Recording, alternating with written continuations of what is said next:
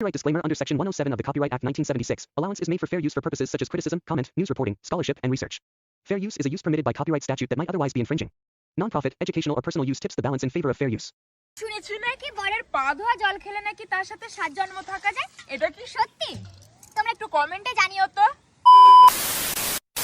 তো কি চলছে বন্ধুরা, চলে আসছে আবার নতুন একটি ইন্টারেস্টিং ব্র্যান্ড নিউ ভিডিও নিয়ে। আজকে কথা বলবো আমাদের স্বর্গের থেকে বঞ্চিত হওয়া শিব দুর্গাকে নিয়ে, যারা এখন মরতে এসে রিলস ভিডিও বানায়।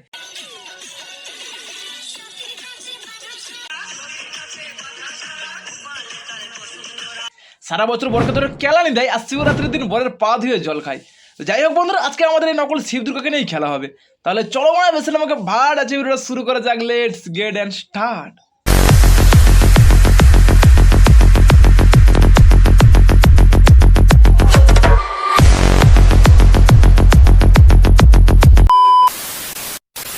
শিবরাত্রিতে সবাই শিবের মাথায় জল ঢালে।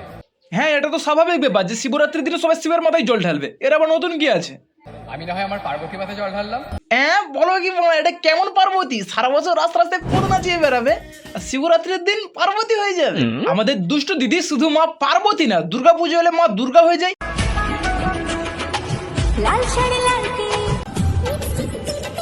আবার কালী পুজোর সময় মা কালী হয়ে যায়।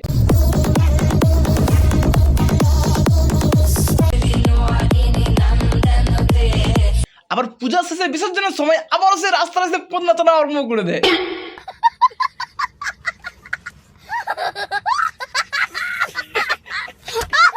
শুনেছি নাকি বরের পা ধোয়া জল খেলে নাকি তার সাথে 7 জন্ম থাকা যায়। এটা কি সত্যি? তোমরা একটু কমেন্টে জানিও তো। কি শান্তি। কি বরের প্রতি ভক্তি! তা বলছি দিদি, তোমার এই ভক্তি সারা বছর কোথায় থাকে? না মানে সারা বছর বরকে কোনো সম্মান দেয় না, আর যখন মহা শিবরাত্রি আসে তখন কোথার থেকে যে মনে এদের মনে এত ভক্তি জেগে ওঠে তার স্বয়ং ভগবানই জানে।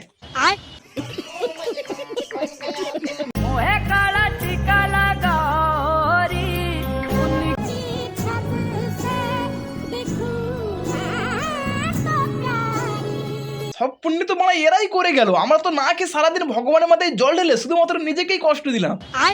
ঠিক বলেছো। এর থেকে বোঝা গেল যাদের গার্লফ্রেন্ড আছে বা যাদের বিয়ে হয়ে গেছে শুধুমাত্র তাদের জন্য শিবরাত্রি। আর আমরা সারাদিন হেঁটে হেঁটে নদীর থেকে জল নিয়ে এসে ভগবানের মাথায় ঢালাটা শুধু বিলাসিতা মাত্র। ঠিক বলেছো। আমার কাছে তুমিই আমার শিব। একে কোন অ্যাঙ্গেল থেকে শিব লাগছে বলা, মানে গলায় গোটা রুদ্রাক্ষের মালা ঝুলিয়ে গান্ডুর মতো বসে থাকলে শিব আর যায় না ভাই। শিবের গলায় তো নাক থাকে, তোর গলায় যদি একটা জল ঢালা সাবা দেওয়া যায় তুই তো ওখানেই প্যান্টে হেঁকে দিবি।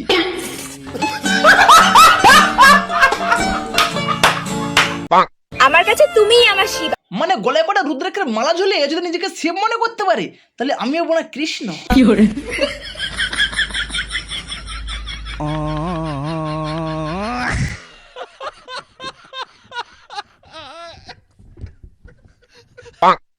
তো আমি প্রথমবার ইলিশ মাছ কাটতে চলেছি, এর আগে কখনো কাটিনি।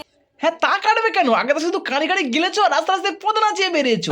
এখন শ্বশুর বাড়িতে ওগুলোই করো, নাহলে ঝাঁটার বাড়ি মেরে বাড়ি থেকে তোমায় বিদায় করে দেবে। এই তুই দুষ্ট না? তুই এখানে কি করছিস? কেন তুমি দেখতে পাচ্ছ না ওখানে হাগু করতে গেছি? মানে এতদিন তোমার সোশ্যাল মিডিয়ায় হেগে ভরে দিয়েছি, এখন মাঠে হাগু করতে গেছে। বলছি দিদি তুমি ওখান থেকে সরে যাও, নাহলে গু নিয়ে তোমার গায়ে মাখিয়ে দেবে। তো এখনো তো শাড়ির কুচি ঠিকঠাক ভাবে করতে পারি না, তার জন্য এখন মা শাড়ি পরিয়ে দিচ্ছে। এই শাড়ি পরা কোন দরকার আছে? হ্যাঁ সেটাই তো মা, শাড়ি পরার কি দরকার? মানে সামনে শাশুড়ি মা নিজেই যখন মানে জামা প্যান্ট পরে নিজেকে মডার্ন বানিয়ে রেখেছে, সেখানে বৌমা কি গান মারতে শাড়ি পরবে?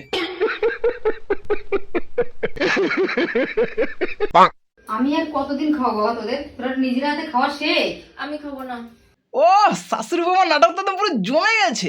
মানে আদ্দামরে বৌমা বলছে আমি খেতে পারি না, আর শাশুড়ি মা কি সুন্দর গালে তুলে খাই দিচ্ছে। তা বলছি বৌমা হাগু করার পরে কি শাশুড়ি মা কি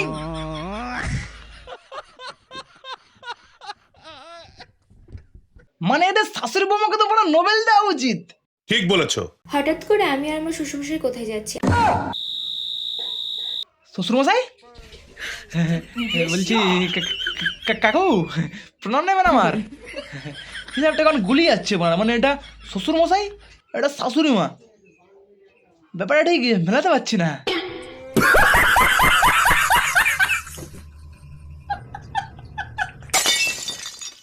তো যাই হোক বন্ধুরা, আজকে ভিডিওটা আমি এই পর্যন্ত সমাপ্ত করছি। ভিডিওটা তোমাদের কেমন লেগেছে অবশ্যই কমেন্ট করে জানাবে।